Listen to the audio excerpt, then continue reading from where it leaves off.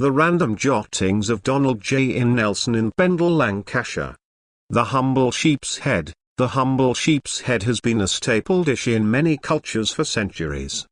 From Lancashire, England, to India and beyond, it has been enjoyed in many forms, from mock turtle soup to baked delicacy. The sheep's head was often considered a poor man's meal, but it was also served at lavish feasts and celebrations.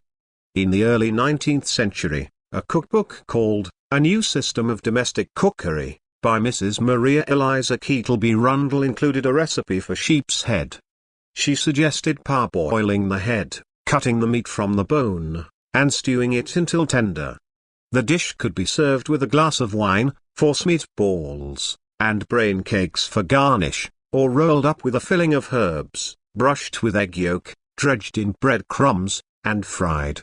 Later in the 19th century, Charles Francatelli included a recipe for baked sheep's heads in his Plain Cookery book for the working classes.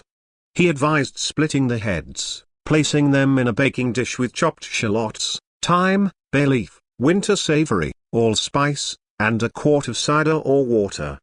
A coating of breadcrumbs was then added before baking for 2 hours. In the early 20th century, May Byron included a recipe for Cheshire-style sheep's head in her book, Potluck, or the British Home Cookery Book.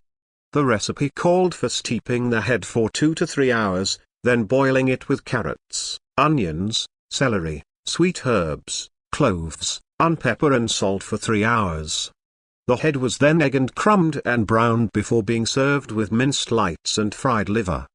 Despite its humble origins, the sheep's head remains a beloved dish in many cultures.